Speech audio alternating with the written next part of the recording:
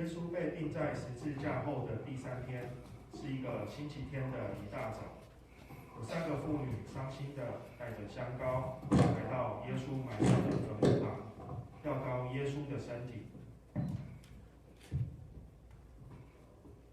等一下，谁要帮我们把大石头挪开呢？坟墓前的大石头怎么被挪开了？耶稣的身体怎么不见了？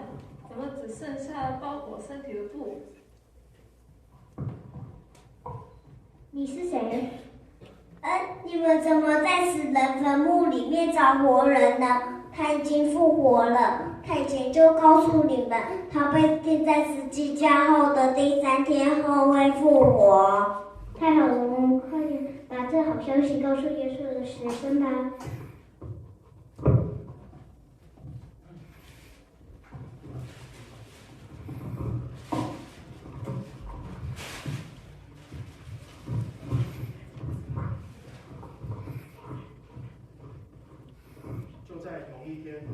就在同一天，有2个耶稣的学生要到乡下去，他们一路忧伤地谈论耶稣的事。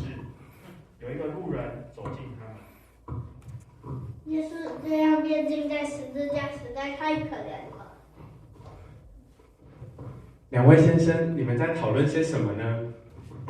这位先生，你是从外地来的吧？你不知道吗？我们这里有一个叫耶稣的人，他说话做事都很厉害，但是却被钉死在十字架上。你们对上帝的信心实在是太迟钝了。来，我跟你们说，这位路人一路跟着耶稣的学生讲解圣经上写关于耶稣的事情。天色晚了，他们住在一个屋子里，一起吃晚餐。感谢上帝赐给我们食物。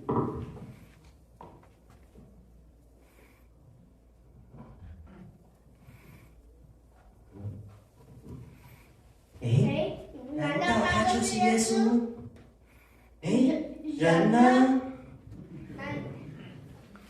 难怪他刚刚跟我讲圣经的时候，我很感动。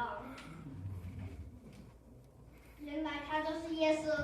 对啊，哇，耶稣真的复活了！太好了，我们赶快去告诉其他人。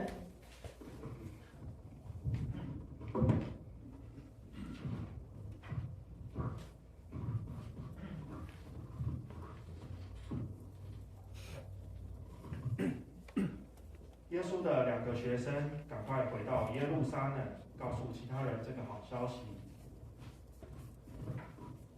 耶稣复活了，我们遇见他了。是真的啊，耶稣真的复活了。咦，怎么可能？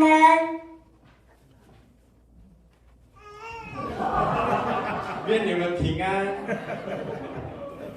耶稣，真的是你吗？你们为什么心里害怕？为什么心里怀疑呢？你们看我的手就知道我是谁了。就像我从前跟你们说的，圣经上记得，基督必须受害，第3天从死里复活。你们要到世界各地，告诉所有人这个好消息，做我的见证。